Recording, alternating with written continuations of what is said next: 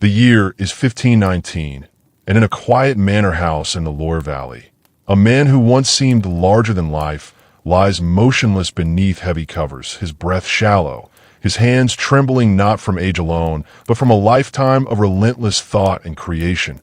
And those hands, those same hands that once sketched machines centuries ahead of their time, painted faces that seemed to breathe, and wrote ideas that the world would take hundreds of years to understand, now rest in silence as nobles. Servants and loyal companions gather around, waiting for the inevitable moment when one of history's greatest minds will slip away. And his name is Leonardo da Vinci, and even before his final breath leaves him, the world around him already feels different, as though something vast and unrepeatable is coming to an end, because his life was never just the story of a man, it was the story of an age we now call the Renaissance. And to understand why his death feels like the closing of an entire chapter of human history, we have to go back, far back, to a time when nothing about his future seemed certain. We return to April 15th, 1452, to a small hill town in Tuscany called Vinci, a quiet place surrounded by rolling hills, olive groves, and vineyards, where life moved slowly and predictably, far from the political intrigues of great cities. And here, in this modest setting, Leonardo is born into a world that is not yet Italy as we know it today, but a fragmented collection of rival city-states like Florence, Milan, and Venice, each competing for power, wealth, and influence in this fractured political landscape will shape everything about his life. But from the very beginning, Leonardo's story is already unusual because he is born outside the boundaries that define most lives in this rigid society, the illegitimate son of Ser Piero da Vinci, a respected notary, and a woman named Caterina, whose identity remains uncertain even today, her life largely erased from the records of history. And this fact, his illegitimacy, is not a small detail. It is a defining condition, because in Renaissance society, being born outside of marriage limits your future in ways that are almost impossible to escape. It means you cannot inherit your father's profession, cannot follow the expected path, cannot fully belong. And yet, what might have been a limitation becomes something else entirely, because Leonardo grows up not confined by expectations, but strangely freed from them. Raised in his father's household, yet never fully part of its structured future, he becomes an observer, someone who stands slightly outside the system, looking in, questioning, noticing, absorbing everything. The countryside around Vinci becomes his first teacher, and it is not a passive education. It is an immersion in the natural world, where every detail invites curiosity, the way light moves across leaves, the patterns in flowing water, the flight of birds cutting through the sky, the shapes of clouds forming and dissolving. And these are not just passing sights to him. They are mysteries to be understood, systems to be decoded. And even as a child, he begins to ask questions that others do not. Think to ask, not just what something is, but why it is the way it is. He draws constantly, filling surfaces with sketches, experimenting with shapes and forms, not simply copying what he sees, but trying to understand it, breaking it down into structure and movement. And this habit, this relentless need to observe and record, will stay with him for the rest of his life, eventually filling thousands of pages with notes and drawings that no one around him fully understands. At the same time, there is something about him that people cannot ignore, something beyond intelligence, something almost magnetic. Contemporary accounts later describe him as strikingly handsome, tall, with long flowing hair and an elegance that seems effortless, and in a world where appearance and presence matter deeply. This gives him an advantage that opens doors, draws attention, and makes powerful people take notice. But intelligence and charm alone are not enough to shape a future. And as Leonardo grows older, his father faces a decision that will change everything. Because the traditional path is closed to him, he cannot become a notary, cannot inherit the family profession. And yet his talents are too obvious to ignore.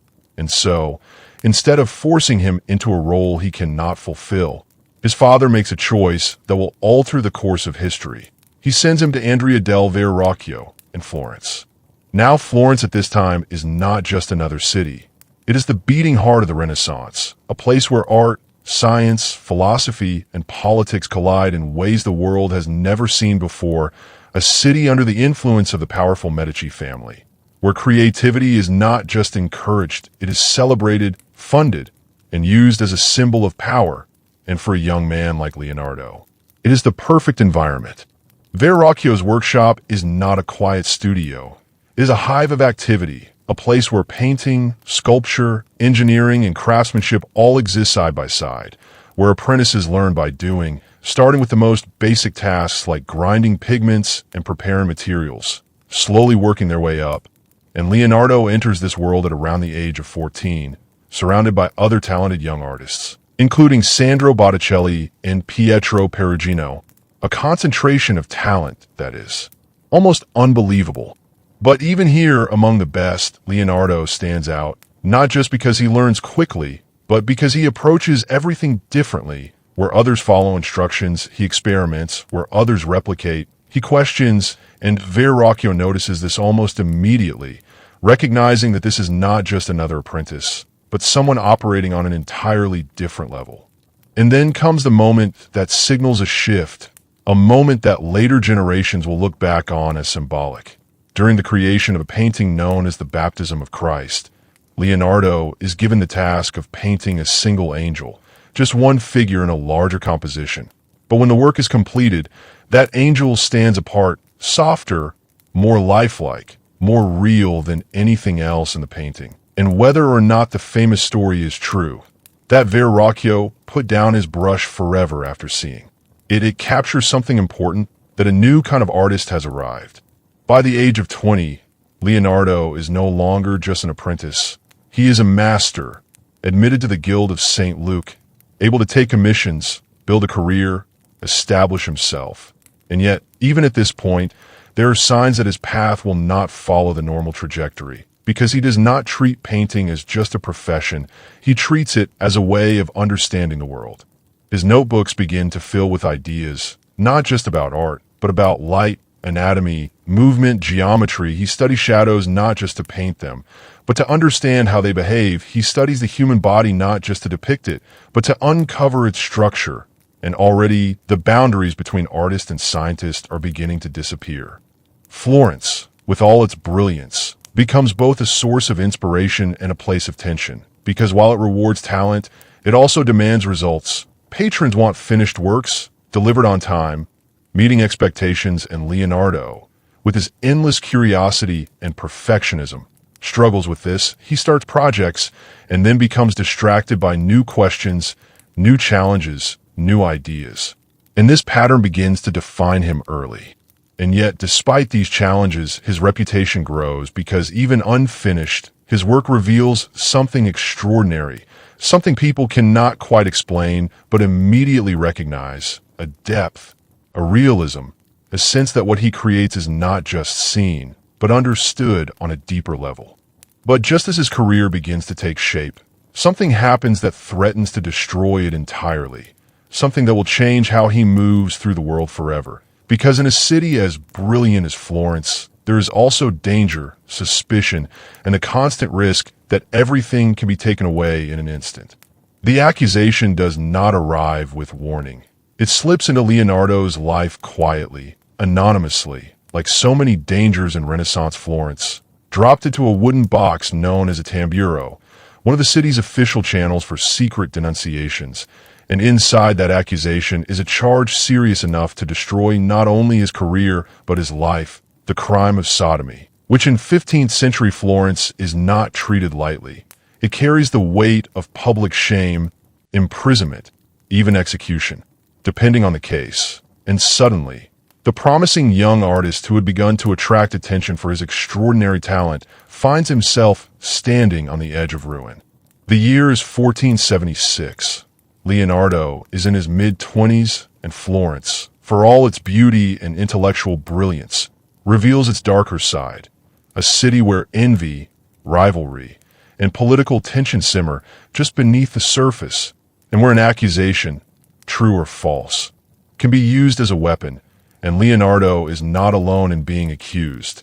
Several other young men are named. including individuals from influential families, which complicates the situation and hints that this may not be about morality at all, but about power, about leverage, about unseen conflicts playing out through the legal system. For weeks, then months, Leonardo lives under this shadow, his movements watched, his reputation suspended in uncertainty, unable to fully work, unable to fully exist within the society that had just begun to recognize him. And for a man whose life is driven by curiosity and creation, this forced stillness is suffocating. And though the records do not capture his thoughts directly, the impact of this moment echoes throughout the rest of his life. Eventually, the charges are dismissed, not because they are proven false, but because there is not enough evidence to proceed, a technical escape rather than a moral vindication, and Leonardo is free again, but not unchanged. Something has shifted, something fundamental, because he has seen how fragile reputation is, how quickly admiration can turn into suspicion. And from this point forward, he becomes more guarded, more private, more cautious about how he presents himself to the world. This is also the period where one of his most unusual habits becomes more pronounced, his use of mirror writing, writing from right to left in a script that can only be easily read when reflected. And while historians debate whether this was done for secrecy, convenience, or simply habit, it fits perfectly with a man who has learned that not everything he thinks should be easily accessible to others. But even as this personal crisis reshapes him, his artistic vision continues to evolve, becoming more ambitious, more complex, and more deeply connected to his growing interest in understanding the world, not just depicting it. And it is around this time that he begins work on one of his most important early projects, the Adoration of the Magi. At first glance, it is a traditional subject, a biblical scene depicting the moment the three wise men arrive to honor the infant Christ, a theme painted many times before by other artists. But Leonardo does not approach it as something to be repeated. He transforms it into something entirely new. Instead of static arrangement of figures, he creates movement, energy, a swirling composition where every figure seems caught in a moment of reaction, surprise, reverence, confusion. The entire scene feels alive, almost chaotic but carefully controlled. And at the center, calm and still, sits Mary with the child, the eye drawn inevitably toward them, not by obvious lines, but by the invisible structure of the composition. Something Leonardo is beginning to master, the ability to guide perception itself. He studies everything for this painting, the anatomy of bodies in motion, the expressions of faces reacting to something profound, even the behavior of horses which appear in the background, rearing, twisting, full of energy. And for Leonardo, this is not just preparation, it is investigation. Every drawing is a question, every study an attempt to understand how reality works beneath the surface. And yet, like so many of his works, the painting remains unfinished, abandoned not out of failure, but because his mind moves on, pulled by new ideas, new possibilities, new directions that demand his attention. And this becomes a defining pattern, one that will follow him throughout his life. Brilliance paired with incompletion, vision that extends beyond the limits of time and expectation. Meanwhile, Florence itself is changing, becoming more dangerous, more unstable, and Leonardo cannot ignore it, because he witnesses events that reveal the true nature of power in the city, most notably the aftermath of the Puzzi conspiracy, a failed attempt to assassinate Lorenzo de' Medici during Mass, an act so bold and shocking that it shakes the entire city. The response is swift and brutal. Conspirators are captured and executed, their bodies displayed as warnings, and Leonardo is commissioned to draw them, to record their faces after death, a task that is both artistic and deeply unsettling, forcing him to study the human form not in life, but in its final stillness. And this experience leaves its mark, deepening his understanding of anatomy, but also his awareness of mortality, of the thin line between power and destruction. By now, Florence begins to feel too small, too limiting, not just politically, but intellectually, because Leonardo's interests are expanding beyond what the city can offer. He is no longer just a painter. is becoming something else entirely, something the world does not yet have a clear name for. A man who studies engineering, mechanics, anatomy, mathematics, nature itself, all as part of a single, unified pursuit of knowledge. He begins to redefine himself, not just as an artist, but as a thinker, an inventor, a problem solver, someone who can offer more than paintings, someone who can design machines, improve cities, create systems, and he realizes that to fully explore these abilities, he needs a different kind of patron, not a merchant, not a guild, but a ruler, someone with the power and resources to support ambitious, unconventional work. And so, around 1482, he makes a decision that will reshape his life completely. He leaves Florence and turns his attention north, toward the powerful city of Milan, ruled by Ludovico Sforza, a man known for both his political ambition and his desire to build a court that rivals the greatest in Europe. But Leonardo does not approach this opportunity in the way most artists would. He does not present himself primarily as a painter. Instead, he writes a letter, one of the most fascinating job applications in history, in which he lists his abilities not in art, but in engineering and warfare, describing how he can design bridges, weapons, fortifications, machines of war, tools that could give Milan a decisive advantage. Only at the very end of the letter does he mention, almost casually, that he can also paint. It is a brilliant move because Leonardo understands something essential. In a world constantly shaped by conflict, art is admired, but power is built on utility. And by presenting himself as someone who can strengthen that power, he makes himself indispensable. The strategy works.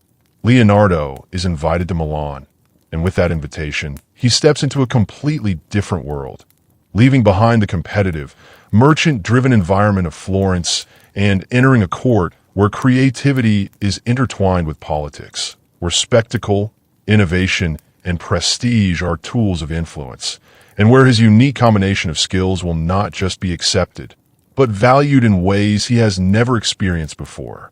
When he arrives, Milan is everything Florence is not: larger, more centralized, driven by the authority of a single ruler rather than the shifting alliances of a republic.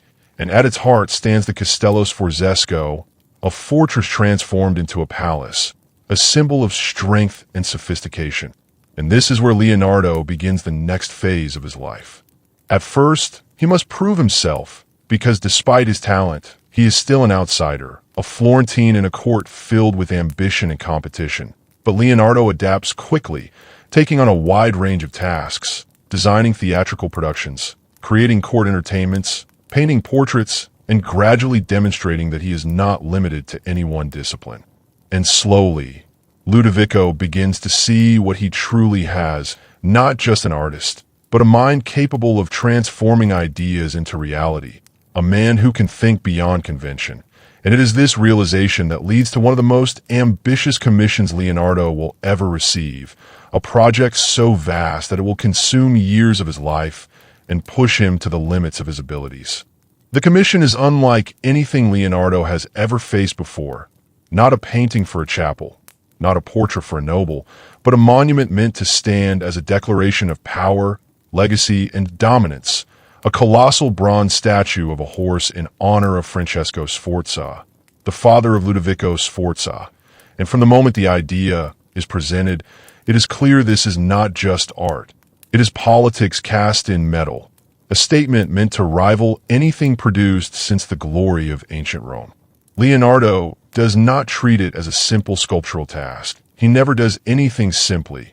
Instead, he dives into it as a problem that must be solved from the ground up, and what follows is years of intense study, observation, experimentation, as he becomes obsessed with understanding the horse. Not just its appearance, but its mechanics, its structure, the way muscles stretch beneath skin, the way weight shifts with movement, the way power is stored and released in each step.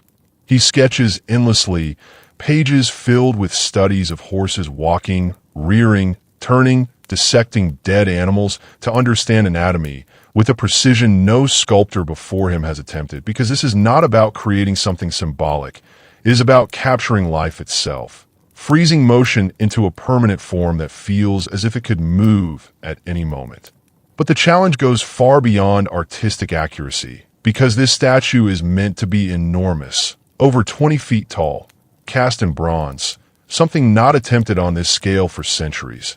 And this transforms the project into an engineering problem as much as an artistic one, requiring solutions for how to mold, support, and pour massive quantities of molten metal without collapse or distortion.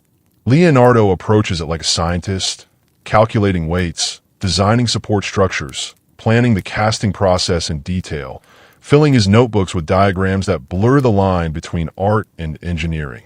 And as the years pass, the project becomes legendary. Visitors come from across Italy just to see the massive clay model he creates, a towering horse that stands as a promise of what is to come.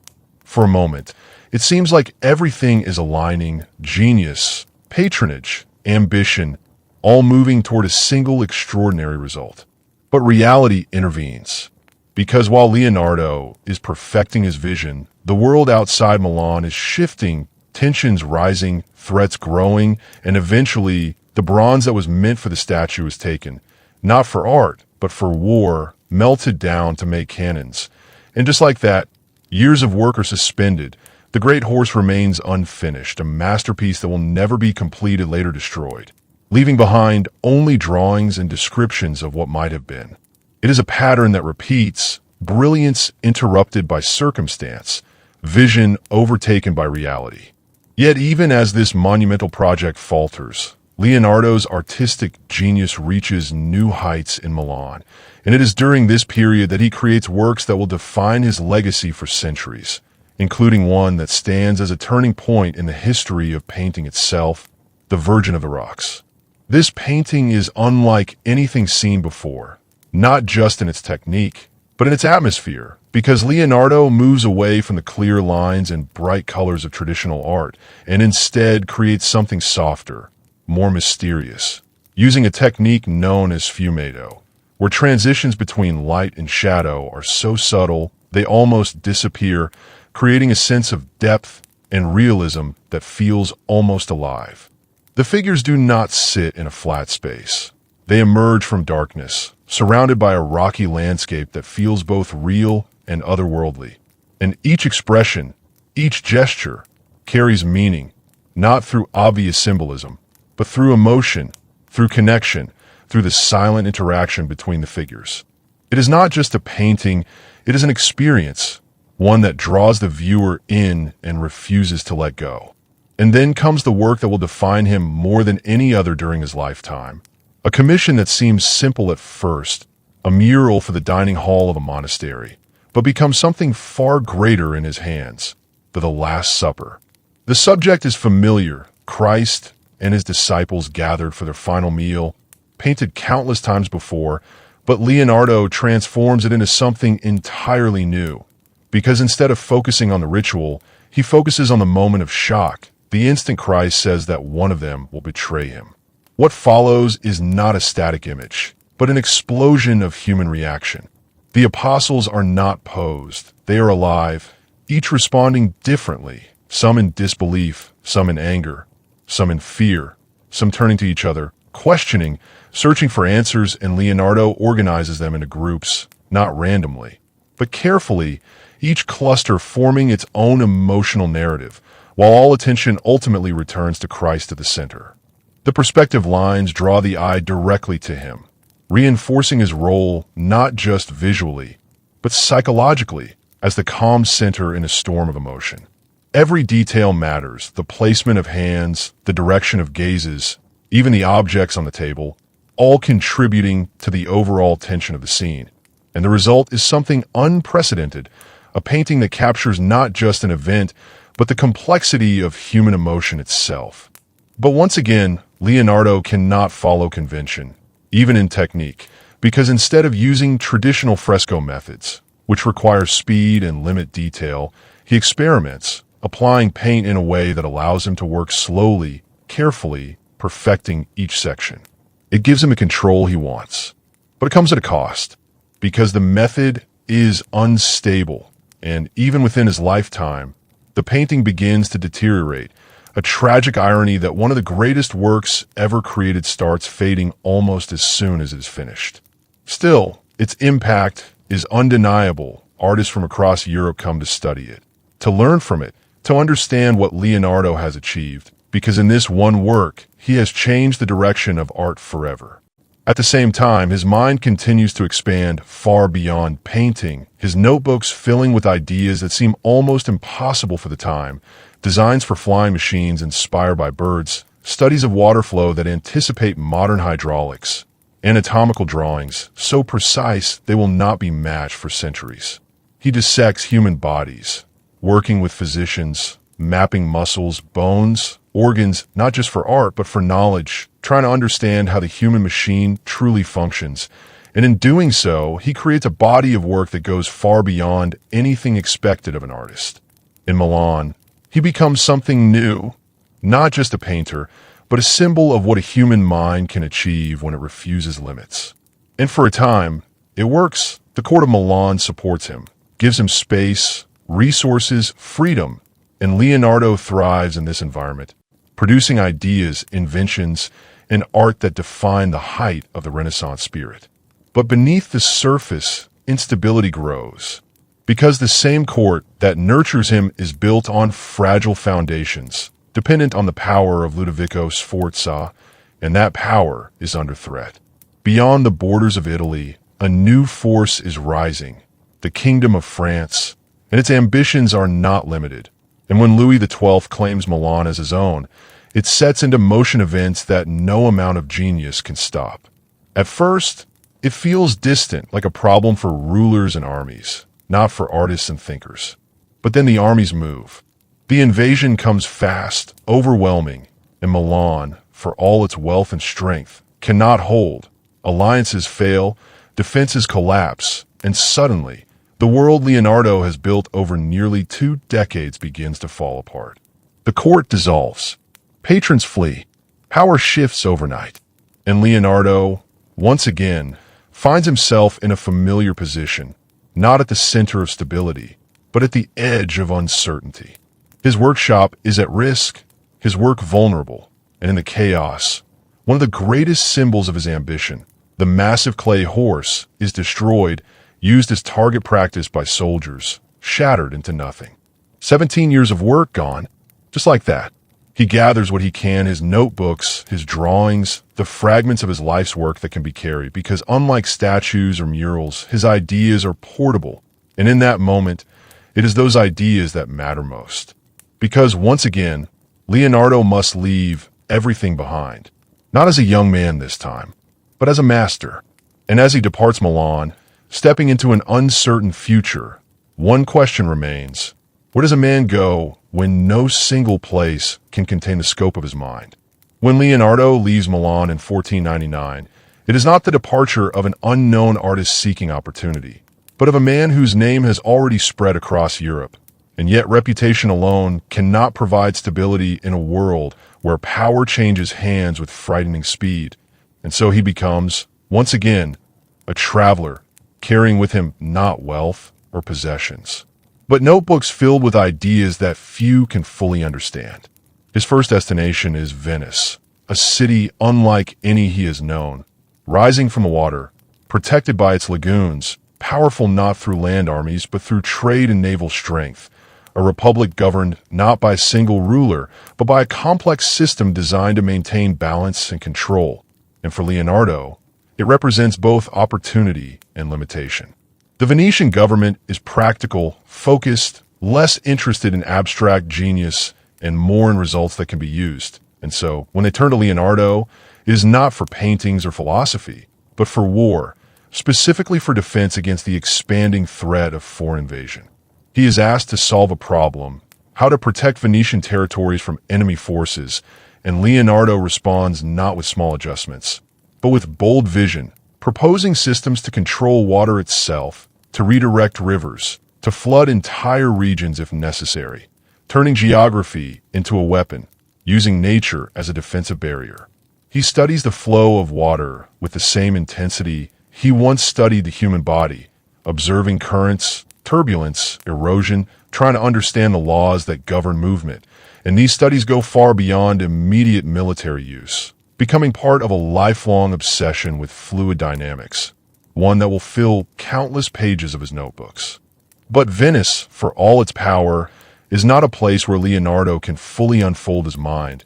Its systems are too structured, its priorities too narrow, and so after a short time, he moves on again, returning briefly to Florence, the city where his journey into art first began.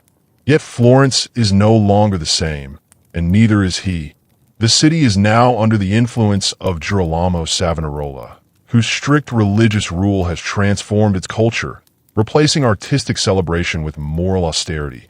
And although Savonarola himself will soon fall, executed in 1498, the atmosphere he created lingers, and Florence feels different, less open, less vibrant than the city Leonardo once knew. Still, this return marks one of the most important periods of his artistic life because it is here, in the early 1500s, that he begins work on what will become the most famous painting in the world, the Mona Lisa. At first, it is just a portrait, likely commissioned by a Florentine merchant, a woman seated calmly, her hands folded, her gaze directed outward. But as always, Leonardo does not approach it as a simple task. He transforms it into something far more complex. He works on it slowly, obsessively, layering thin glazes of paint to create transitions so subtle they're almost invisible, refining the expression again and again, never fully satisfied, because what he's trying to capture is not just appearance, but presence, the illusion of life itself. The background, a dreamlike landscape of winding paths and distant mountains, does not simply frame the figure. It interacts with it, creating a sense that the human form and a natural world are connected, part of the same underlying structure. And then there is the smile, that slight, almost imperceptible curve that seems to change depending on how you look at it, sometimes warm, sometimes distant, sometimes knowing, sometimes unreadable. And this ambiguity is not accidental. It is the result of Leonardo's deep understanding of perception, of how the human eye and brain interpret subtle variations in light and shadow. He does not just paint what is there. He paints how we see, and this is what makes the work timeless. But even as he works on this masterpiece, which he will carry with him for years, never truly finishing, Leonardo is drawn once again into the world of power and conflict, because in 1502, he enters the service of one of the most feared and controversial figures of the Renaissance, Cesare Borgia. Borgia is a man of ambition and ruthlessness, the son of Pope Alexander VI, and he is in the process of building his own state through military conquest, using strategy, deception, and force to expand his control across central Italy. For Leonardo, this is a very different kind of patron, not a cultured duke like Ludovico, but a commander in constant motion, and his role shifts accordingly from artist to military engineer, from creator of beauty to designer of war. He travels with Borgia's army, moving from city to city, surveying terrain, designing fortifications, mapping territories with a level of precision that is far ahead of its time, creating some of the earliest truly accurate maps based on direct observation rather than tradition. These maps are not just practical tools. They are works of analysis, representing space in a way that allows for strategic thinking. And in them, we see Leonardo applying his mind not just to understanding the world, but to controlling it. At the same time, he designs weapons, defensive systems, machines intended to give Borgia an advantage. And while many of these designs are never built, they demonstrate a deep understanding of mechanics, of force, of how systems interact. It is a period that reveals another side of Leonardo, not just the observer of nature, but the engineer of conflict, a man whose knowledge can be applied to both creation and destruction. But like so many of his associations, this one does not last because Borgia's power, like that of Ludovico before him, is not permanent. And as political alliances shift and fortunes change, Leonardo once again finds himself moving, adapting, searching for stability in a world that offers none. He returns again to Florence, continues working, continues studying, his notebooks expanding into a vast collection of ideas that touch on nearly every field imaginable: anatomy, geology, botany, engineering, optics, and what becomes increasingly clear is that Leonardo is no longer just participating in the Renaissance. He is embodying it, representing the ideal of the universal man. someone who seeks knowledge without boundaries. Yet there's also a growing sense that the world around him is changing faster than he can anchor himself within it. New artists are rising, younger, more focused, more productive. Men like Michelangelo and Raphael, who will go on to dominate the artistic landscape, producing monumental works that define the next phase of the Renaissance. Leonardo, in contrast, moves more slowly, more deeply, his work often unfinished, his attention divided across countless interests, and while his genius is unquestioned, his place in the rapidly evolving world of art becomes more complicated. He is admired, respected, but also seen as unpredictable, difficult, a man whose mind moves faster than the world can follow. And so, as the years pass, Leonardo continues forward, not toward a single goal, but along a path shaped by curiosity itself, a path that will eventually lead him to one final destination. Far from the cities of Italy where his story began, a place where his life will come to an end, but where his legacy will begin to take on a form that no one around him can yet fully grasp. Because the final chapter of Leonardo's life is not just about what he creates. It is about what he leaves behind. That place, or at least the closest thing to it, will be France. In 1516, Leonardo accepts an invitation from Francis I of France, a young and ambitious ruler who is determined to transform his kingdom into a center of art, culture, and intellectual life. Much like the great courts of Italy, and unlike many patrons Leonardo has served before, Francis does not simply want his skills. He wants his presence, his ideas, his mind. Leonardo arrives in France not as a servant, but as an honored guest. He is given residence at the manor of Claus-Luz, near the royal chateau at Amboise. And there, for the first time in many years, he experiences something close to stability, not the fragile, politically dependent stability of Milan, but a quieter, more personal kind, where his value is recognized not just in what he produces, but in who he is.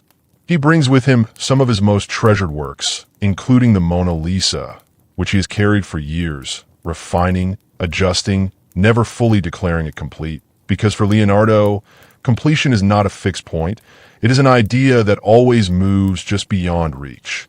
In France, his role changes once again.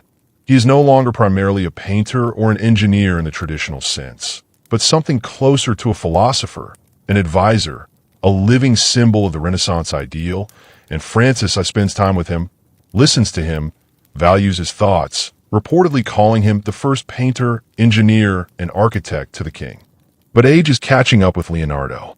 His body, once strong and graceful, begins to fail him. His right hand is partially paralyzed, limiting his ability to paint, though his mind remains active, still questioning, still exploring, still filling pages with ideas, sketches, reflections on nature, on mechanics, on the human body, on the movement of water and air. Even now, at the end of his life, he is not finished learning. He organizes his notes, reviews his work, perhaps aware, at least on some level, that what he has created is not just for his own time, but for the future, though he could not possibly know just how far into the future his influence will reach. Around him, the world continues to change. The Renaissance, the movement he helped define, is evolving, shifting into new forms, new styles, new generations of artists and thinkers who will build upon what he and others have begun. But there is also a sense that something unique is fading, that the particular combination of conditions that allowed a mind like Leonardo's to flourish is becoming rarer. And then, in 1519, the moment arrives. In that quiet room in the Loire Valley, Leonardo da Vinci dies. There are stories, perhaps more symbolic than factual, that Francis I of France was at his side, holding him in his final moments.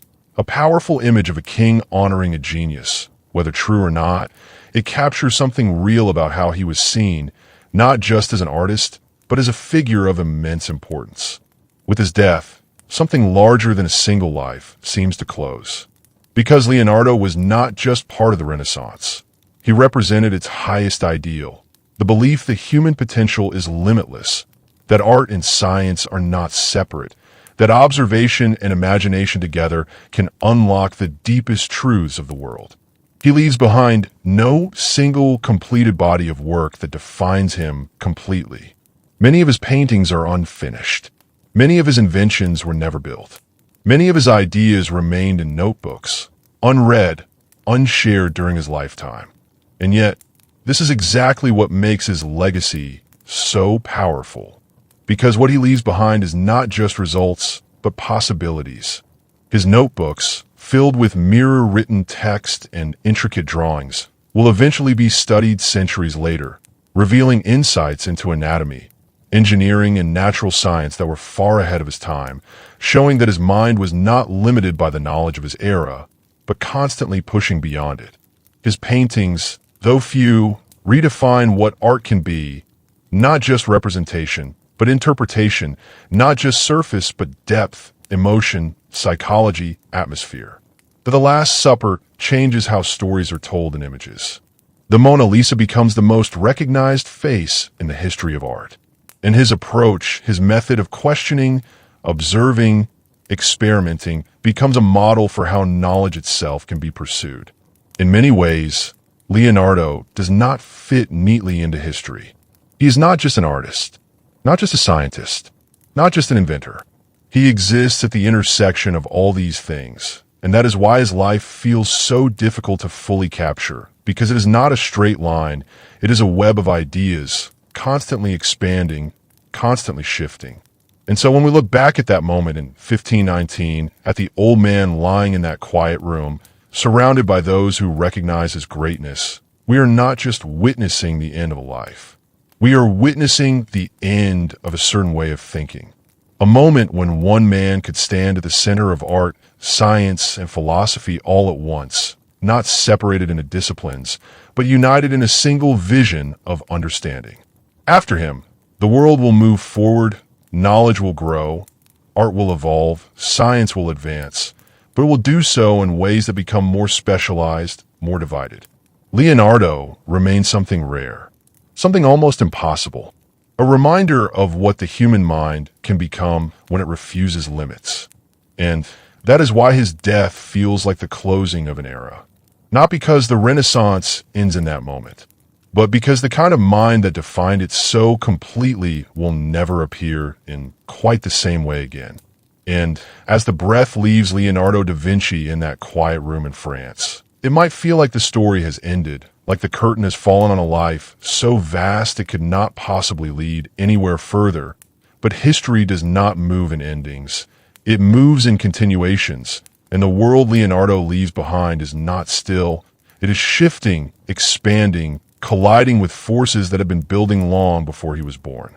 Because while Leonardo spent his life studying nature, painting human emotion, and imagining machines of the future, beyond the hills of Italy and the courts of Europe, entire empires were rising and falling, shaping the very conditions that allowed his genius to exist in the first place. To understand this, we have to pull back far beyond Florence, beyond Milan, beyond even France, and look at the wider world of the late 15th and early 16th centuries, a world where power was no longer confined to city-states and regional rulers, but was being redefined by empires that stretched across continents. At the very moment Leonardo was sketching flying machines and dissecting human bodies, a new force was emerging in the East, the Ottoman Empire, a power that had already reshaped the map of the known world by capturing Constantinople in 1453, just 1 year after Leonardo's birth, an event that did not just mark the fall of the Byzantine Empire, but sent shockwaves through Europe. Scholars fled west, carrying with them ancient Greek texts that would help ignite the Renaissance itself, meaning that even as a child in Vinci, Leonardo was indirectly shaped by an empire he would never see, by a conquest that changed the flow of knowledge across continents. And while he was growing into his genius, the Ottomans continued to expand, controlling trade routes, influencing economies, forcing European powers to look outward, to search for new paths, new connections, new opportunities. This search leads to another turning point, one that unfolds during Leonardo's lifetime, but far from his immediate world. In 1492, when Christopher Columbus sails west under the Spanish crown and reaches lands unknown to Europe, not Asia as he believed, but the beginning of what would become the European encounter with the Americas. Suddenly, the world is no longer contained. It expands, and with that expansion comes a shift in power.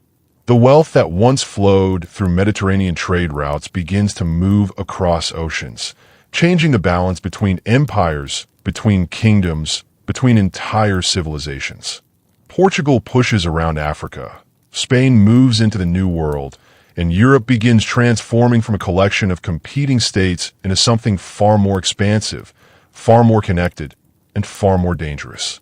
Leonardo, in his notebooks, writes about water, about currents, about the movement of forces across systems, and in a way, what he is observing in nature mirrors what is happening in human history. Power flows like water, it shifts, it redirects, it finds new paths when old ones are blocked. And while Western Europe is expanding outward, another empire rises in the east with a force that will rival any power Leonardo's world has known. The Mughal Empire, founded in 1526 by Babur, just a few years after Leonardo's death, establishing a dynasty that will dominate much of the Indian subcontinent for centuries. At the same time, in the Middle East, the Safavid Empire is forming, creating a powerful state centered in Persia, defining cultural and political identities that will shape the region for generations. And in Europe itself, the age of small independent city-states like Florence is beginning to fade, replaced by larger, more centralized powers, kingdoms like France and Spain, and eventually empires that will stretch across oceans. The world Leonardo knew, fragmented, local, intensely competitive at a small scale, is being overtaken by something bigger, something more interconnected. And yet, this transformation does not erase what came before, it builds on it. Because the Renaissance, the movement Leonardo embodied, becomes one of the foundations upon which these empires expand. Its ideas about knowledge, observation, science, and human potential spreading outward, influencing not just art but navigation, engineering, exploration. The same curiosity that drove Leonardo to study birds leads others to cross oceans. The same desire to understand the human body leads to advances in medicine. The same blending of art and science fuels innovation in ways that reshape entire societies. And so, even as empires rise and fall, Leonardo's influence moves quietly beneath them, not as a ruler, not as a conqueror, but as something more subtle, a shift in how humans think. Because empires, no matter how powerful, are temporary. The Ottoman Empire will one day decline. The Mughal Empire will fragment.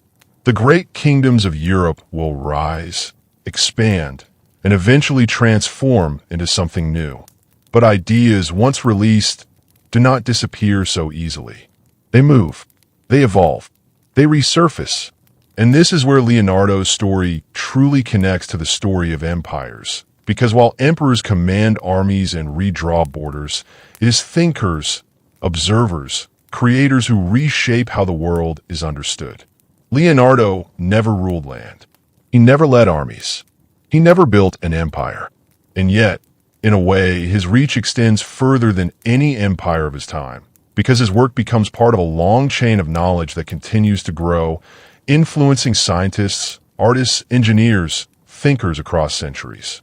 From the courts of Renaissance Italy to the laboratories of the modern world, his presence lingers, not as a figure of power, but as a symbol of possibility. And if we follow this thread, from Vinci to Florence, from Milan to France, from Europe to the expanding world beyond, we begin to see something deeper, that history is not just shaped by those who conquer, but also by those who question. The rise of empires tells us who held power. But the life of Leonardo da Vinci tells us what power can become when it turns inward, toward understanding rather than control. And as the world moves forward, through centuries of expansion, conflict, discovery, and change, that question remains. What shapes history more? The force that builds empires, or the mind that reimagines the world itself? Because in the end, empires fall, but the ideas that outlive them continue to build something far greater, something without borders, something that, like Leonardo's own vision, is never truly finished.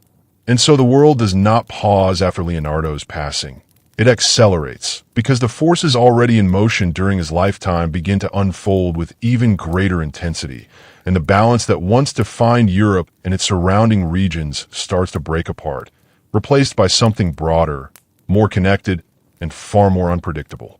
In the decades after 1519, the Mediterranean, once the center of trade and power during the age of city-states like Florence and Venice, begins to lose its dominance. Not because it becomes unimportant, but because the world itself is expanding beyond it, stretching into oceans that had once seemed like boundaries, but are now becoming highways of empire. The Ottoman Empire continues to stand as one of the greatest powers of the age, controlling vast territories across southeastern Europe, the Middle East, and North Africa. Its capital at Constantinople serving as a bridge between worlds, a place where cultures, goods, and ideas intersect, and under rulers like Suleiman the Magnificent, the empire reaches a height of power that rivals any kingdom in Europe. Its armies push into Europe, its fleets dominate key waters, and for many in the West, it represents both a rival and a force to be reckoned with, shaping alliances, conflicts, and the very direction of European politics. And nearby, the Safavid Empire consolidates its power, establishing a distinct Persian identity and becoming a major force between the Ottomans and the Mughals, creating a triangle of empires that dominates much of Asia and the Middle East. These are not isolated developments. They're connected. Trade routes shift, ideas travel, conflicts ripple outward, and Europe, once focused inward on its own rivalries, is now forced to engage with a world far larger than it had imagined.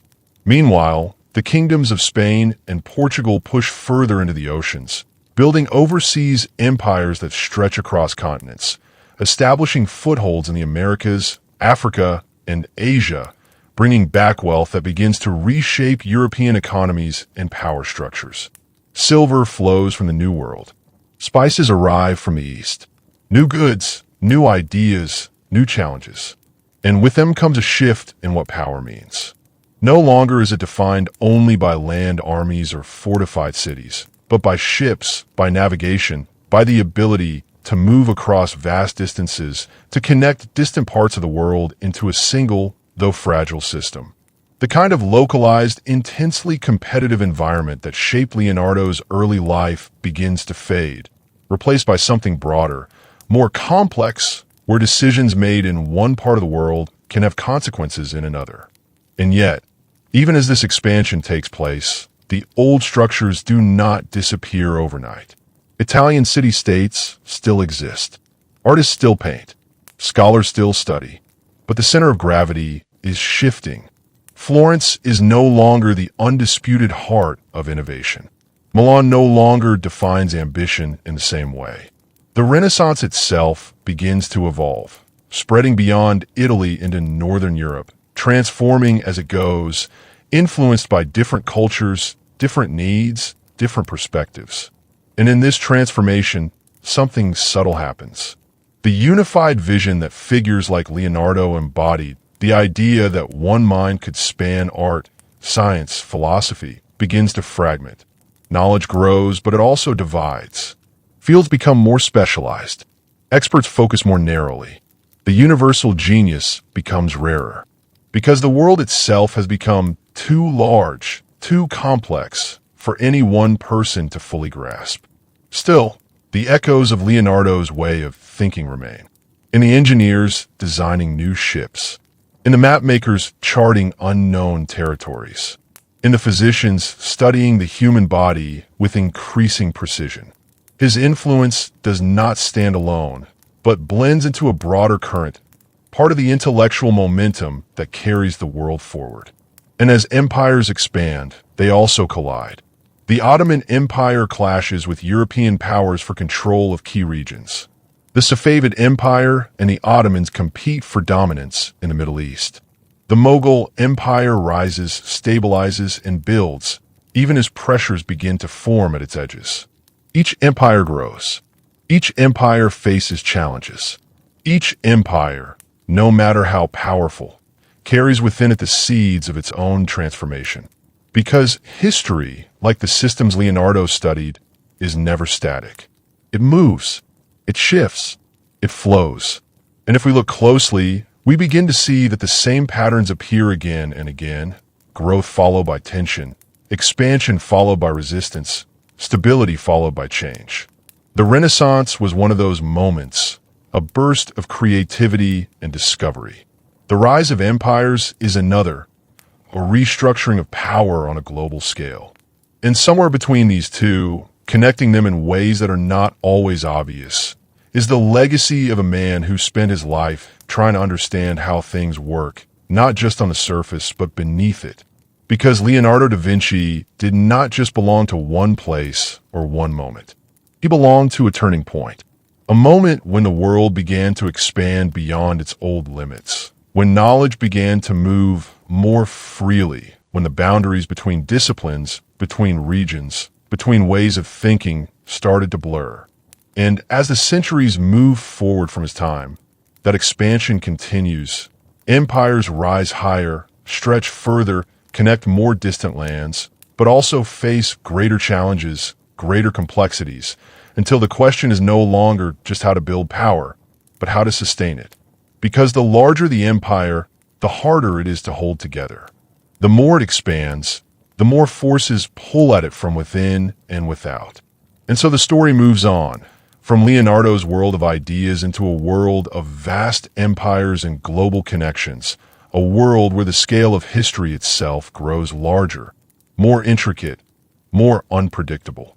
And yet, even in this larger world, the same truth remains. Power can shape the map, but understanding shapes everything else. As the 16th century unfolds, the world that followed Leonardo da Vinci becomes louder, more forceful, less centered on quiet observation, and more defined by movement, ambition, and confrontation, because the empires that have risen do not exist peacefully beside one another. They press, they expand, they collide, and in those collisions, the shape of history is forged. At the center of this tension stands the Ottoman Empire, vast and confident, stretching across continents, its influence reaching deep into Europe. And under the rule of Suleiman the Magnificent, it becomes not only a military superpower, but a cultural and administrative force, refining laws, strengthening institutions, and projecting an image of stability and authority that few can challenge. But expansion invites resistance. And in Europe, fear of Ottoman power begins to unify kingdoms that were once divided, creating fragile alliances driven not by friendship, but by necessity. And nowhere is this tension more visible than in the struggle for control of the Mediterranean, the ancient heart of trade and movement. The sea becomes a battlefield, not a single clash, but a series of confrontations, raids, blockades, shifting dominance. And at its height, this struggle leads to one of the most defining naval conflicts of the era, the Battle of Lepanto. Here, a coalition of European powers faces the Ottoman fleet in a massive engagement, ships colliding, cannons firing, soldiers boarding enemy vessels in brutal close combat. And when the battle ends, it is seen as a turning point, not because it destroys the Ottomans. It does not, but because it proves they can be challenged, that their dominance is not absolute. Yet even this victory does not end the struggle, because empires do not fall in a single moment. They adapt, they recover, they continue. And while the Ottomans face pressure from the West, they are also engaged in another rivalry to the east, one that is just as intense, just as defining, their ongoing conflict with the Safavid Empire. This is not just a political struggle. It is also cultural, religious, ideological, shaping identities that will last for centuries, and the lands between them become zones of constant tension, shifting borders, contested cities, armies moving back and forth across terrain that has seen countless wars. Further east, the Mughal Empire continues to grow, and under rulers like Akbar, it reaches a level of sophistication that rivals any empire of its time, not only expanding territorially, but building systems of governance that bring together diverse populations, religions, and cultures. Akbar does something remarkable. He does not rely only on conquest. He governs through inclusion, through dialogue, through an attempt, however imperfect, to create unity in diversity. And in this, we see something different from the purely expansionist models of other empires, the recognition that holding power requires more than force. It requires understanding. And here, faintly, almost like an echo, we can see a connection to the kind of thinking Leonardo represented, not in direct influence, but in parallel, the idea that to master something, whether it is nature or an empire, you must first understand it deeply. But even as these empires refine themselves, pressures continue to build. Because expansion stretches resources, it complicates governance. It creates distances that are difficult to control. And at the edges of every empire, there are always forces pushing back, smaller states, local leaders, internal divisions, all testing the strength of the structure. Meanwhile, Europe is transforming in its own way. The wealth flowing in from overseas begins to strengthen kingdoms like Spain, allowing them to project power far beyond their borders, while other regions struggle to keep pace, creating new imbalances, new rivalries. And with this wealth comes not just power, but change. New goods alter economies. New ideas challenge traditions. Old systems begin to strain under new pressures. And slowly, almost imperceptibly at first, the world that once revolved around the Mediterranean and the old centers of learning begins to shift outward toward a more global stage. But this expansion is not smooth.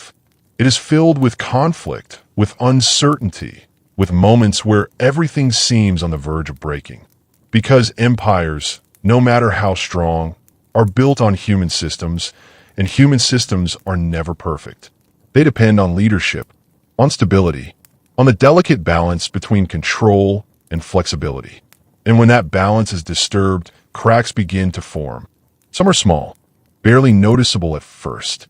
Others grow quickly, turning into fractures that can split an empire apart. And as the 16th century continues, these cracks begin to appear more frequently. The Ottoman Empire, though still powerful, begins to face internal challenges, administrative strains, shifts in military structure. The Safavid Empire encounters its own periods of instability. The Mughal Empire, while flourishing, carries within it the complexity of ruling vast and diverse populations. Each empire stands strong, but none are invulnerable. And this is where the story deepens. Because what begins as a tale of expansion slowly becomes a story of endurance, of how long power can be maintained, of what happens when growth slows, when challenges increase, when the forces that once drove success begin to change. And in this shifting landscape, the question becomes more urgent. Not how to build an empire, but how to sustain one. Because history shows again and again, building is only the beginning. Holding is the true test. And as the centuries move forward, the answers to that question will shape the fate of these great empires, determining which endure, which transform, and which begin, slowly but inevitably, to decline. All while the ideas born in the age of Leonardo continue to flow quietly beneath it all, influencing thought, guiding innovation, shaping understanding in ways that no empire can fully control. Because even in a world dominated by power and conflict, there's always something deeper moving beneath the surface. Something less visible, but far more lasting. As the great empires of the 16th century stretch across continents, commanding armies, controlling trade, shaping the lives of millions, there is a moment, quiet at first, almost invisible, when expansion begins to slow, not because ambition disappears, but because the very success of these empires creates new challenges, challenges that are far more difficult than conquest itself. Because building an empire is one kind of problem. Holding it together is another entirely. The Ottoman Empire, which once advanced steadily into Europe and across the Middle East, begins to feel this shift, not as a sudden collapse, but as a gradual tightening, a sense that each new campaign requires more effort, more resources, more coordination than before, and victories no longer come as easily as they once did. Its territories are vast, stretching from the gates of Vienna to the deserts of Arabia, from North Africa to the Caucasus. And within this enormous space exist countless cultures, languages, traditions, all governed under a single imperial system that must constantly adapt to maintain control. Administration becomes more complex. Communication slows across distance. Local authorities gain influence. And the center, no matter how powerful, must rely on layers of officials whose loyalty cannot always be guaranteed. At the same time, the empire's military, once its greatest strength, begins to change. Systems that worked in earlier generations face new pressures, new technologies, new strategies from enemies who have learned, adapted, and grown stronger through contact and conflict. The Safavid Empire experiences similar tensions, its position between powerful neighbors forcing it into a constant balancing act, defending its borders while maintaining internal stability. And though it produces remarkable cultural achievements, art, architecture, intellectual life, it too faces the quiet strain of sustaining power over time. Further east, the Mughal Empire reaches a peak of wealth and splendor, especially under rulers like Shah Jahan, whose reign produces architectural wonders like the Taj Mahal, a structure so refined, so perfectly balanced, that it seems almost beyond human creation, a monument not just to love, but to the capability of an empire at its height. But even here, beneath the beauty, the same patterns begin to emerge. Wealth must be managed. Territories must be governed. Differences must be balanced. And over time, the systems that once felt strong begin to show signs of strain, not through sudden collapse, but through gradual complexity, where every decision carries more weight, more consequence, more risk. Meanwhile, in Europe, change accelerates in a different direction. The kingdoms that once seemed small compared to the great Eastern empires begin to grow in influence, not just through land, but through the oceans, building networks of trade and control that extend far beyond their borders. And with this shift comes a transformation in how power is organized. Centralized states grow stronger. Institutions become more structured. And the competition between European powers intensifies, not only within the continent, but across distant lands. The Mediterranean, once the center of everything, becomes just one part of a much larger system. And in this new system, the old empires must adapt or risk being overtaken, not always by direct conquest, but by gradual shifts in economic and political influence. Because power is no longer only about armies. It is about movement, about connection, about control of resources across distances that would have been unimaginable in earlier centuries.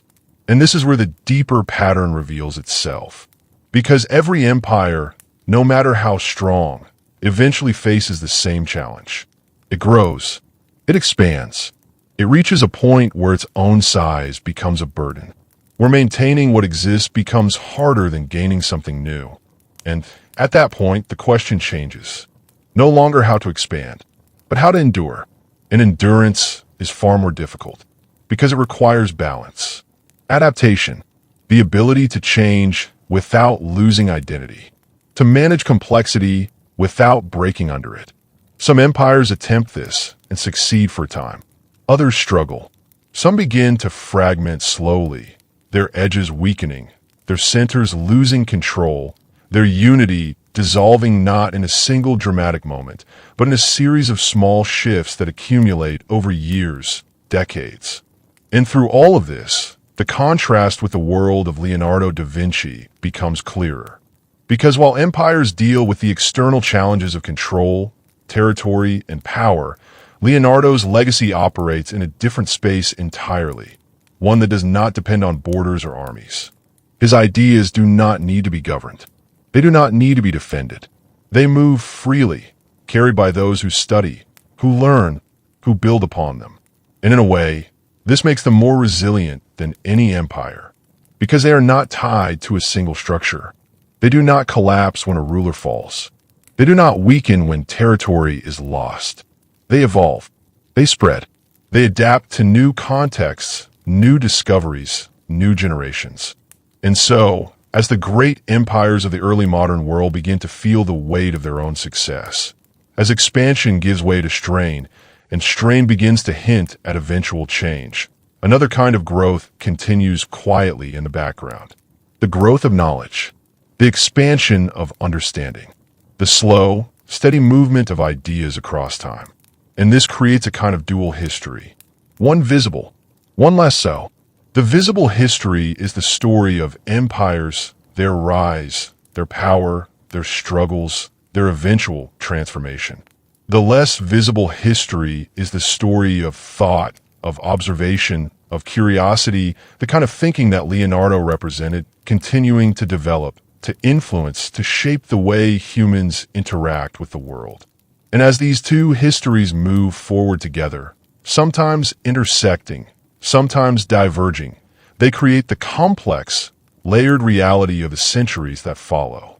Because in the end, empires may define the structure of a moment, but ideas define what that moment becomes. And as the strain on these great powers continues to grow, as the balance between expansion and endurance becomes harder to maintain, the story moves closer to another turning point. A moment when the weight of these empires will force change. Not all at once, not suddenly, but inevitably. And so the shift does not arrive like a storm, not all at once, not with a single battle or a single fall, but slowly, almost imperceptibly, like the change of a current beneath still water, because the greatest transformations in history rarely announce themselves clearly. They begin in small imbalances, subtle pressures, quiet changes that only reveal their full meaning much later. The Ottoman Empire, still vast, still powerful, still commanding respect across continents, begins to experience these internal shifts, not as weakness in the obvious sense, but as a growing complexity that becomes harder and harder to manage. Its systems of governance, once flexible and adaptive, start to harden, becoming less responsive to change. The empire had thrived on movement, on expansion, on the constant integration of new territories and peoples, but now, with expansion slowing, it must turn inward, and inward challenges are always more difficult because they cannot be solved with armies alone. Administrative systems grow heavier. Corruption begins to take root in places where oversight weakens. Local powers gain influence as distance from the center increases. And slowly, the balance between central authority and regional control begins to shift in ways that are difficult to reverse. Yet from the outside, it still appears strong. Its cities are vibrant. Its culture continues to flourish. Its presence remains undeniable. And this is what makes the moment so important, because decline does not always look like collapse. Sometimes it looks like stability, at least for a while. The Safavid Empire faces its own version of this transformation, its identity firmly established, its cultural achievements significant, but its position between powerful neighbors continues to create pressure, requiring constant defense, constant attention, and over time, this strain begins to wear on its structures. Leadership changes. Internal divisions emerge. The same unity that once defined it becomes harder to maintain. And though it continues, it does so under increasing tension. In the East, the Mughal Empire reaches extraordinary heights. Its wealth, its architecture, its administration, making it one of the most impressive empires of its time. But even here, the seeds of change are present, because governing such a vast and diverse region requires a delicate balance that cannot remain perfect forever. Under later rulers, the challenges become more visible, religious tensions grow, administrative systems are tested, and the immense scale of the empire, once a strength, begins to complicate decision-making, slowing responses, creating gaps where instability can form. These are not sudden failures. They're gradual shifts, but they matter, because over time, small shifts reshape entire systems.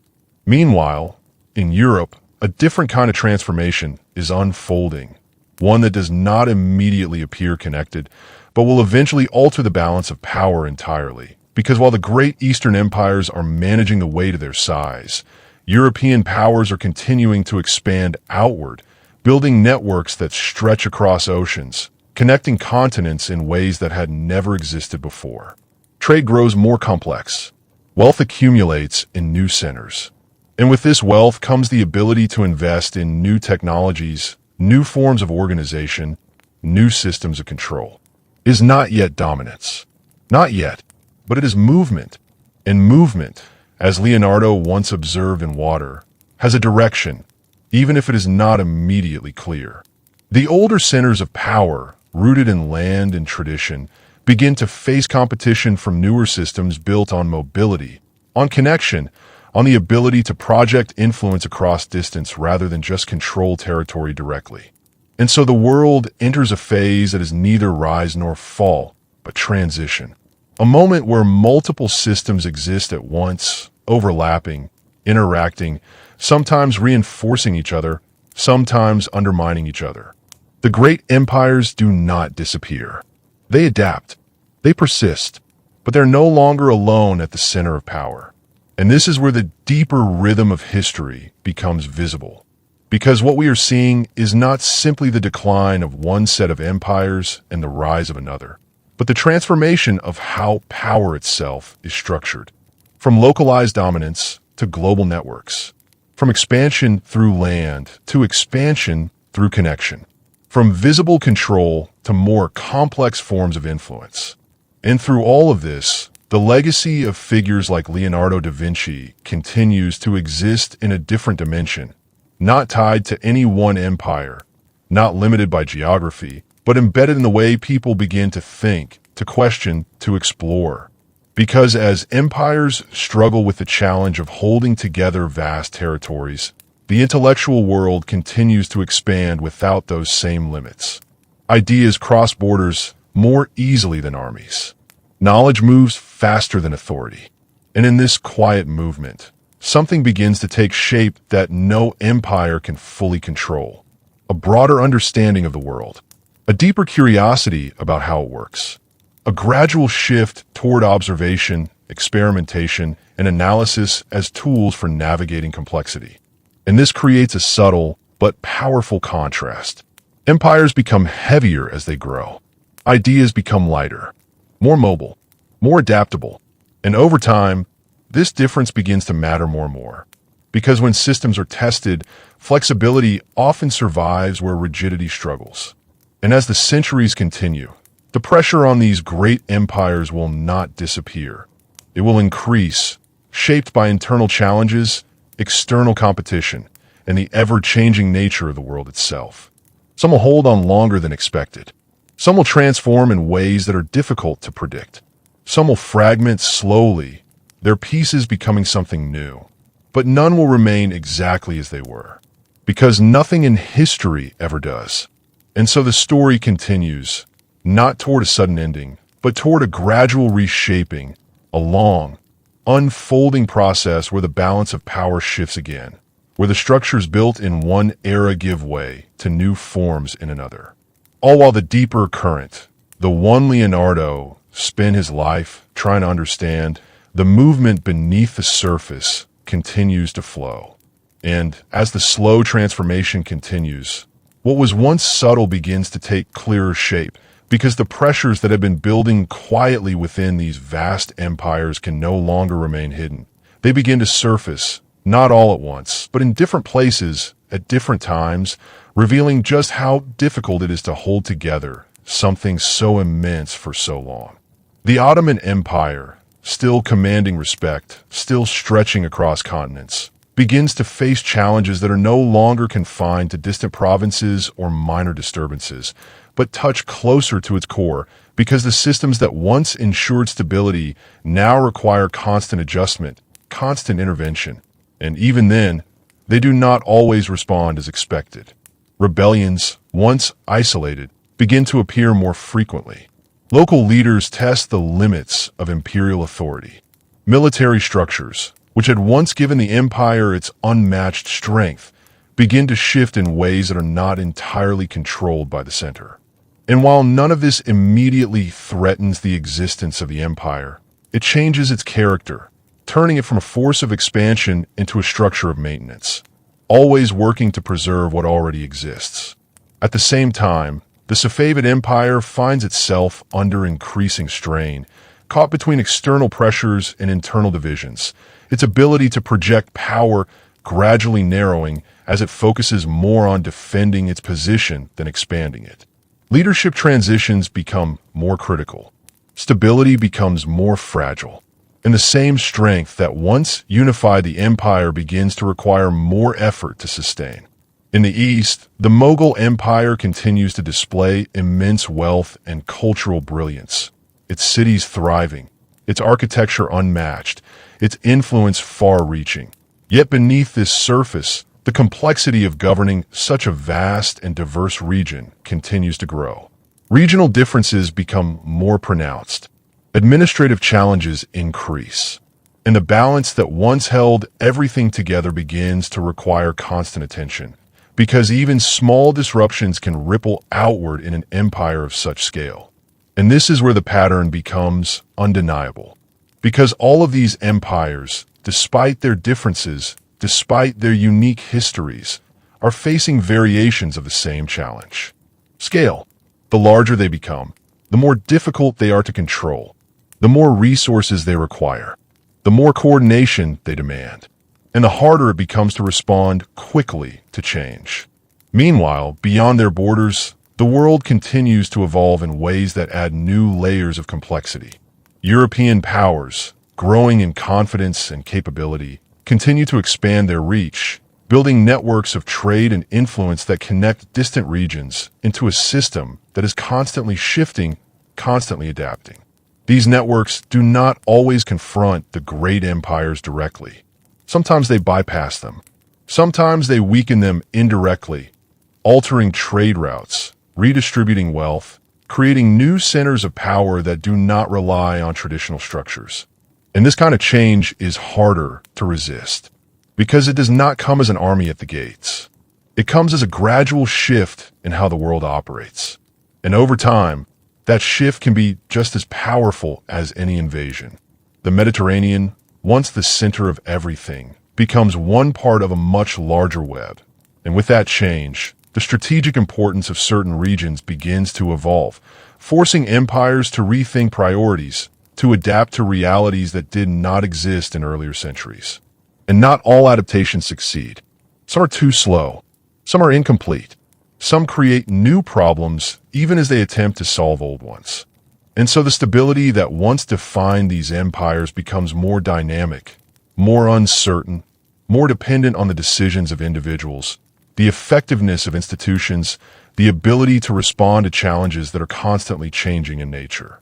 And yet, for those living within these empires, life does not suddenly collapse. Cities remain active. Markets continue. Art, architecture, and culture still flourish. Because transformation is rarely immediate. It unfolds over time, often unnoticed by those experiencing it directly. But from a wider perspective, the direction becomes clearer. The age of effortless expansion is over. The age of constant management has begun. And management, unlike conquest, offers no clear victories. Only the ongoing effort to maintain balance, to prevent breakdown, to hold together what has already been built.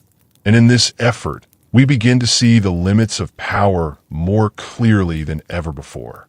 Because power can conquer, it can command, it can build, but sustaining it, especially across vast distances and diverse populations, requires something more, something that cannot always be enforced from above. It requires adaptability, understanding, the ability to evolve with changing conditions. And this is where the contrast with the intellectual legacy of Leonardo da Vinci becomes even more striking. Because while empires struggle with the weight of their own complexity, the kind of thinking he represented continues to move freely, crossing borders, influencing minds, shaping approaches to problems in ways that are not limited by territory or authority. His approach, observation, experimentation, curiosity, is inherently adaptable. It does not depend on stability. It thrives in change. And in a world that is becoming increasingly complex, that adaptability becomes more valuable than ever. Not immediately. Not in the way armies or wealth are immediately valuable. But over time, because as systems become more complicated, understanding becomes more important. And understanding is not something that can be forced. It must be developed, learned, refined. And so, as the great empires continue to navigate this new phase, balancing strength with strain, expansion with limitation, we begin to see a world that is no longer defined by a single center of power, but by multiple forces interacting, sometimes competing, sometimes overlapping, sometimes reshaping each other in ways that are difficult to predict. It is a world in motion, a world where stability is temporary, where change is constant, and where the ability to adapt becomes the most important factor of all. But this motion does not yet lead to an ending. Not yet, because these empires are still strong, still capable, still shaping the course of history. And the full consequences of these transformations have not yet been realized. They're still unfolding, still building, still moving toward a future that has not yet taken its final form. And as the strain deepens across these vast empires, something begins to change in the nature of conflict itself. Because what was once distant pressure, isolated rebellion, or gradual imbalance now starts to overlap. Internal weaknesses meeting external challenges at the same time, creating moments where entire systems are tested in ways they have never been tested before. The Ottoman Empire, still powerful, still commanding, begins to face not just one kind of challenge, but many at once. Pressures along its European frontiers, tensions within its provinces, shifts in military structure, and the growing difficulty of coordinating such a vast domain from a central authority that must rely on layers of administration. And in these moments, we begin to see something crucial. Not collapse, not yet, but strain that can no longer remain hidden. Campaigns that once would have been decisive become prolonged. Victories become less absolute. Losses, even small ones, carry greater consequences. And the empire, instead of moving outward, must constantly adjust inward, balancing its resources, managing its territories, trying to maintain cohesion across distances that stretch the limits of control. The Safavid Empire, positioned between powerful neighbors, finds itself in a similarly difficult position, where maintaining independence requires constant vigilance, constant readiness, and any moment of weakness can be exploited by rivals. Its internal unity, once a source of strength, becomes something that must be actively preserved, because divisions, even minor ones, can grow under pressure, especially when external threats remain ever present. Meanwhile, the Mughal Empire faces a different, but equally complex set of challenges because its strength lies in diversity, in the ability to bring together different regions, cultures, and traditions under a single system. But that same diversity requires careful balance. When that balance is disturbed, even slightly, the effects can ripple outward, affecting governance, stability, and the relationship between the center and its regions.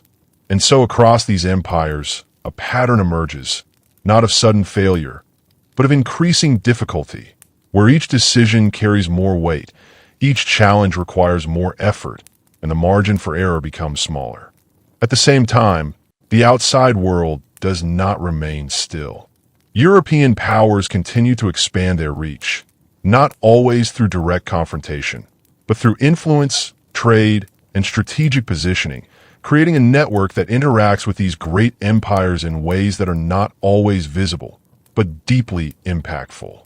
Trade routes shift, economic centers evolve, new connections form, and with them come new pressures. Because control of resources, of movement, of exchange becomes just as important as control of land. And this changes the nature of competition. It is no longer only about territory. It is about systems, about networks, about the ability to adapt to a world that is becoming more interconnected, more dynamic, more complex. And in such a world, rigidity becomes a risk.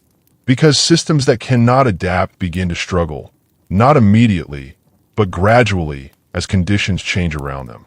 And this is where the tension between tradition and change becomes most visible. The great empires are built on traditions, on established systems, on structures that have proven effective over time. But the world they exist in is changing. And adapting those structures without weakening them becomes one of the greatest challenges they face. Some changes are attempted, reforms are introduced, adjustments are made, but change at such a scale is never simple. It requires coordination, understanding, timing, and even then, it does not always produce the intended results. Because systems this large do not respond quickly. They move slowly. And in a world that is beginning to move faster, that slowness becomes a disadvantage. And yet, despite all of this, the empires endure. They continue. They adapt where they can. They hold together, sometimes against expectations, because their foundations are still strong, their resources still vast, their influence still significant. But the nature of their existence has changed. They are no longer expanding with confidence. They are maintaining with effort, balancing forces that are constantly shifting, responding to challenges that are increasingly complex. And through all of this, the contrast with the intellectual current that began in the age of Leonardo da Vinci becomes even more pronounced. Because while empires struggle with scale, with control, with coordination, ideas continue to move freely, adapting quickly, crossing boundaries without resistance. The kind of thinking Leonardo embodied, observation, questioning, experimentation, becomes increasingly valuable in a world where problems are no longer simple, where solutions cannot rely on force alone, but require understanding. And this creates a quiet but powerful shift. Because while empires represent visible power, ideas represent adaptable power. And over time, adaptability becomes more important than dominance. Not immediately, not in ways that are obvious, but gradually, inevitably. And so the story moves into a new phase, one where the outcomes are not yet decided, where the great empires still stand, still shape the world, but where the forces around them are changing in ways that will test their ability to endure. The balance is becoming more delicate, the pressures more intense, the margins smaller, and the future, though still distant, is beginning to take form through these accumulating changes. Not as a sudden break, but as a slow, powerful shift that will redefine what power means in the centuries to come. And as the decades continue to pass, the pressures that once seemed separate begin to converge. Because history does not move in isolated lines. It gathers momentum. It overlaps. It layers one force upon another until even the strongest structures begin to feel the combined weight of everything pressing against them. In Europe, opposition is no longer fragmented. It becomes more organized, more prepared. And in key moments, this growing resistance culminates in major confrontations, such as the Battle of Vienna, where the Ottoman advance into Central Europe meets a determined coalition. And though the empire does not collapse from this single event, it marks something deeper. A limit. A point beyond which expansion becomes far more difficult. And this matters, because for centuries, expansion had been part of the empire's strength, part of its identity, part of its momentum. Now that momentum slows, and when expansion slows, everything else begins to shift. Resources that once fueled growth must now be redirected toward defense. Energy that once pushed outward must now stabilize what already exists. And over time, this change alters the entire structure of the empire. At the same time, within its vast territories, the challenge of governance becomes more visible because distance creates gaps. And in those gaps, local powers begin to assert themselves more strongly, sometimes aligning with the center, sometimes acting independently, but always adding complexity to a system that is already under strain. The Safavid Empire, facing its own pressures, encounters moments where internal instability combines with external threat, weakening its ability to respond effectively. And over time, these combined challenges begin to erode the strength that once defined it. Leadership struggles, regional tensions, external conflicts, all contributing to a gradual weakening that does not erase the empire immediately, but changes its trajectory.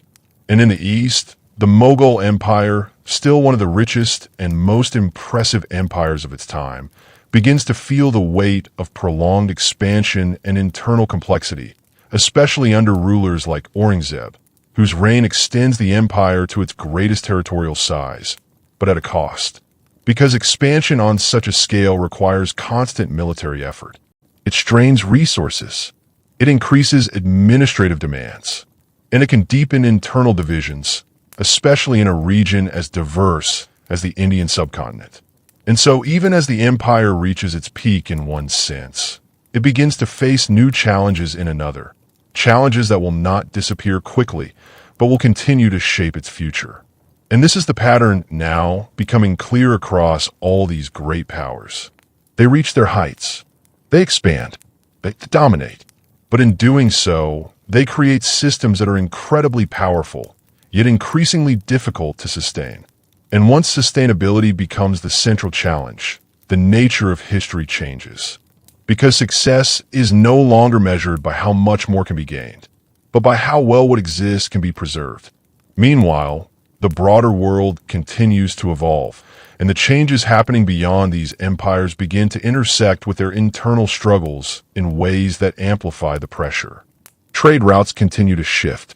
Economic centers continue to move.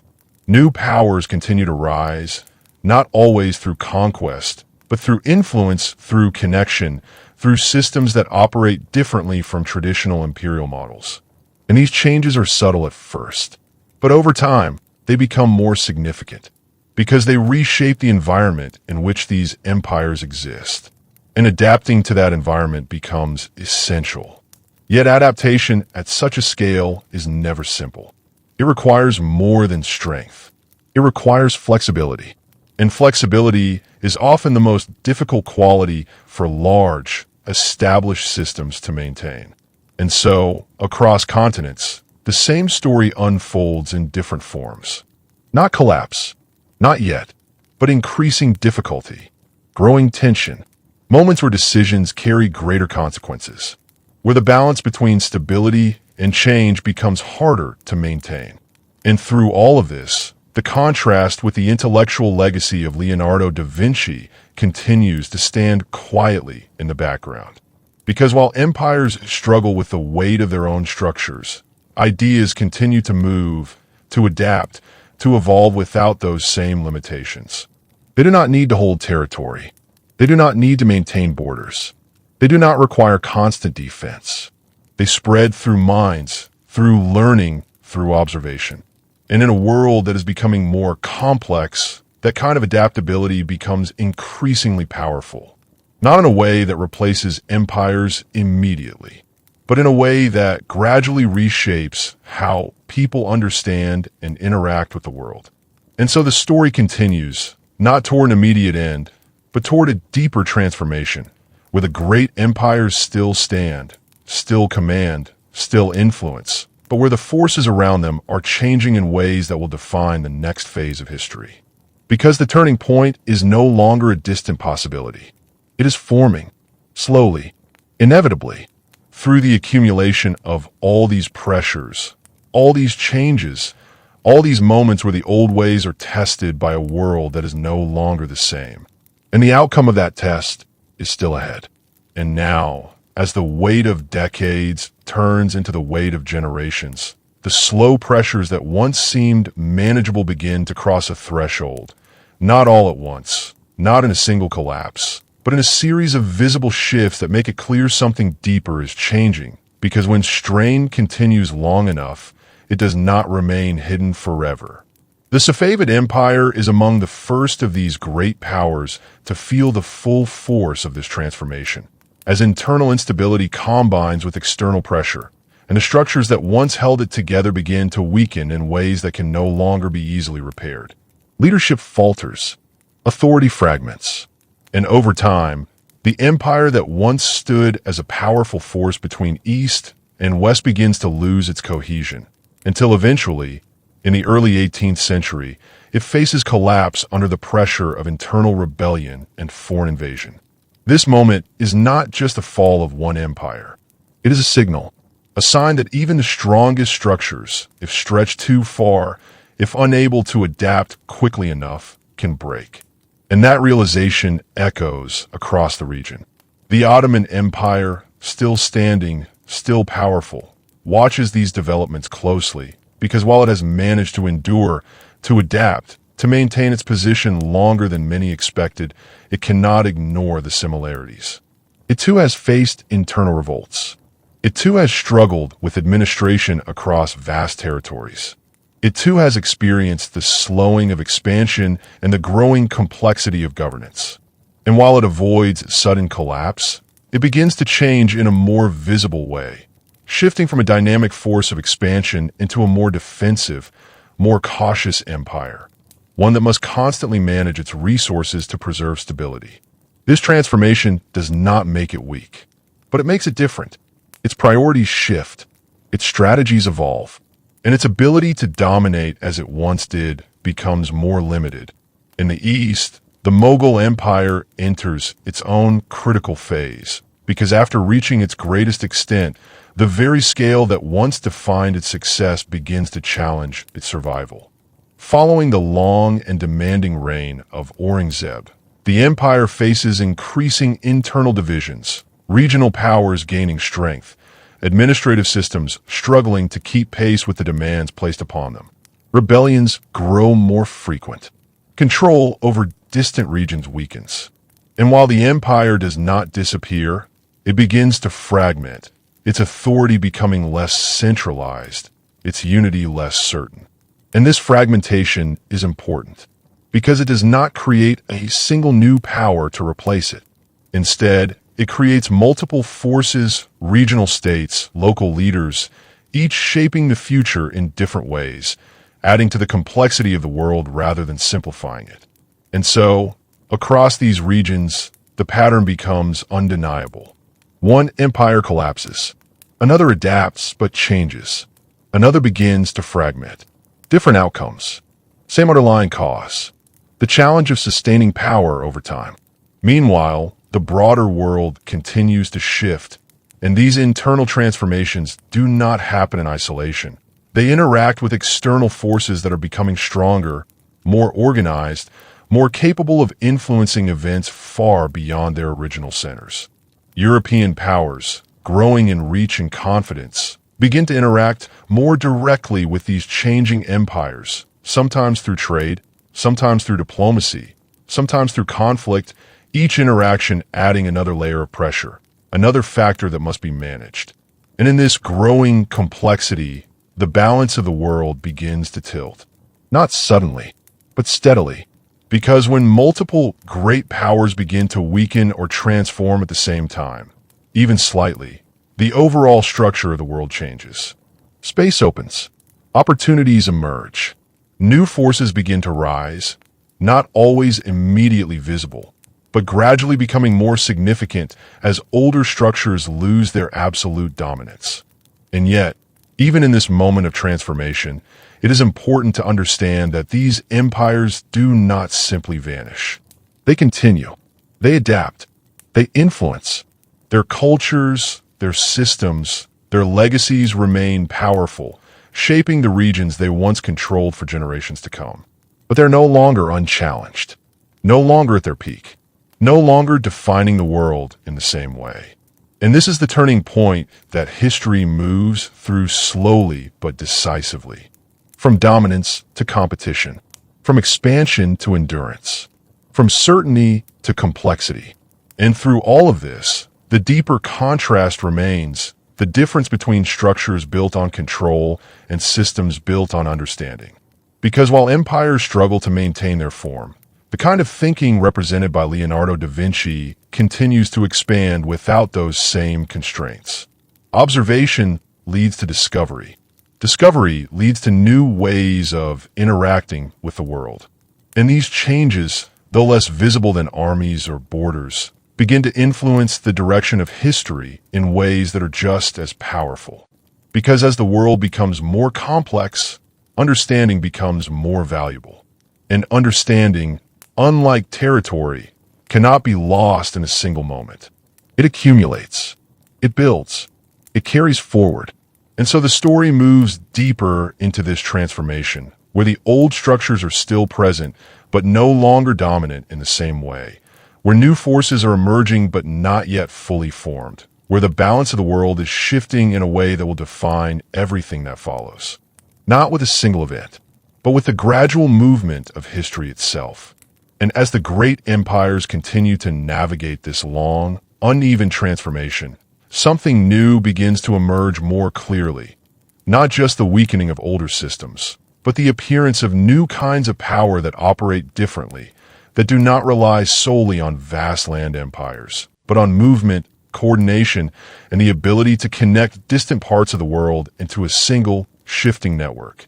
Because what had once been subtle changes in trade and influence now begin to take a more defined shape, and the world, which once revolved around large, centralized empires like the Ottoman Empire, the Mughal Empire, and the now collapsed Safavid Empire, begins to reorganize itself into something more complex, more interconnected, and in many ways, more difficult to control. Because control itself is changing. It is no longer only about holding territory. It is about influencing systems, about directing flows of goods, information, and movement across distances that no single empire can fully dominate. And this creates a widening gap between the old and the new. The older empires built on land, tradition, and hierarchical structures continue to exist, but they must now operate in a world where power can also come from mobility, from adaptability, from the ability to act across space rather than simply govern it. And this is not an easy transition, because systems built over centuries do not change quickly. They carry with them habits, expectations, structures that resist rapid transformation. And yet the world around them is moving faster. Trade routes shift more rapidly. Alliances change more frequently. Economic pressures evolve in ways that are harder to predict. And in this environment, even small delays in response can have larger consequences than before. The Ottoman Empire continues to adapt, attempting reforms, adjusting its administration, working to maintain stability across its vast territories. And for long periods, it succeeds in holding together what might have otherwise fragmented more quickly. But the effort required increases. The margin for error narrows. And the empire, while still powerful, must now constantly respond to pressures that are both internal and external, visible and unseen. The Mughal Empire, meanwhile, moves further into its phase of fragmentation, where regional powers gain influence, central authority weakens, and the unity that once defined the empire becomes more difficult to sustain. Yet even here, the legacy remains strong. Cultural achievements endure. Administrative systems influence future structures. The imprint of the empire does not disappear, even as its political form changes. And this is another important pattern, because empires may decline as political entities, but their influence continues in other forms, shaping what comes after them in ways that are not always immediately visible. And so the world becomes layered. Old structures remain. New systems emerge, both interacting, sometimes cooperating, sometimes competing. And within this layered world, the balance of power becomes more fluid, no longer defined by a single dominant force, but by multiple forces shifting, adjusting, influencing each other continuously. And this fluidity creates both opportunity and uncertainty. Because when power is concentrated, the structure is clear, even if it is rigid. But when power is distributed, when multiple systems interact, the outcome becomes less predictable. And in that unpredictability, the course of history becomes more complex, more dynamic, more difficult to control. And yet, through all of this, there's a deeper continuity that connects these changes back to the earlier world we began with, the world of Leonardo da Vinci. Because while the political structures around him have transformed, expanded, and begun to shift, the intellectual current that defined his life continues to grow stronger, spreading beyond the boundaries of any one region, influencing how people approach knowledge, problem solving, and the understanding of the world. And this creates a subtle but powerful shift in what shapes history. Because while empires represent visible power, the ability to control, to command, to enforce, ideas represent something different, something less visible but more adaptable. They move across borders without resistance. They evolve with new information. They combine, transform, and expand in ways that are not limited by geography. And in a world that is becoming more interconnected, more complex, more dynamic, that adaptability becomes increasingly important. Not as a replacement for power, but as a force that influences how power is used, how systems are designed, how decisions are made.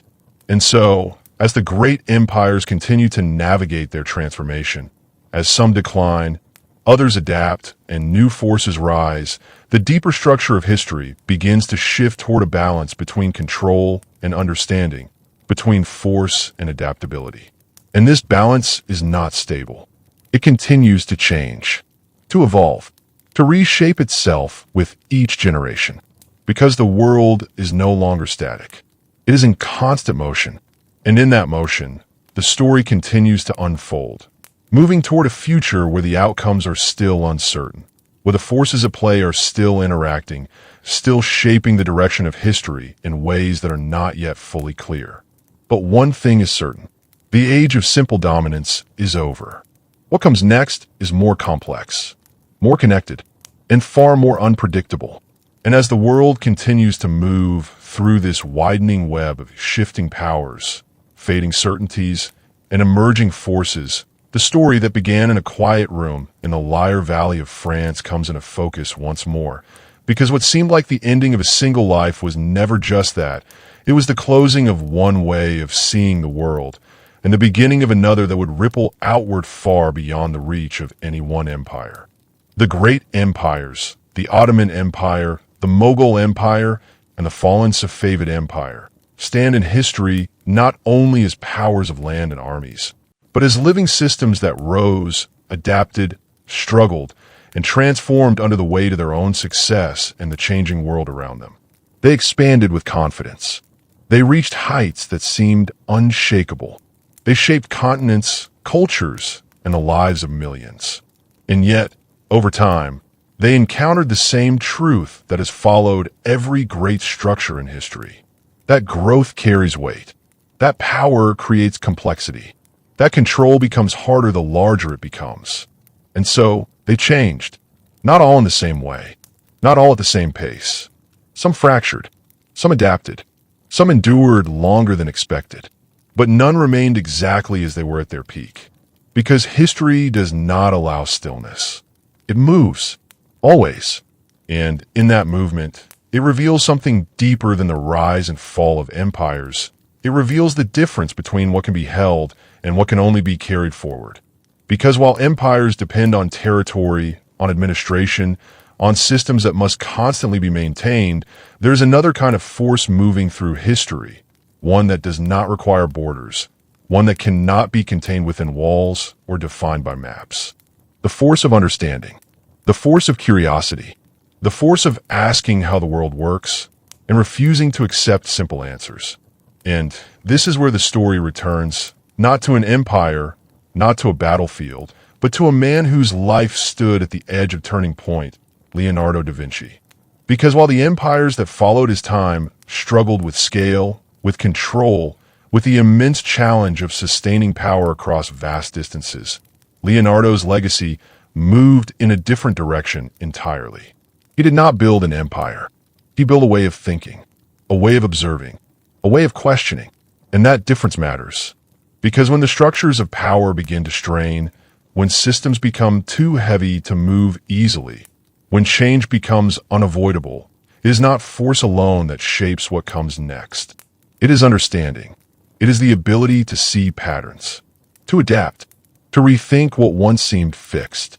And that is something no empire, no matter how vast, can fully control. As the centuries unfold beyond the great age of expansion, the world does not return to simplicity. It becomes more complex, more connected, more unpredictable. The balance of power shifts again and again. New forces rise, old ones transform.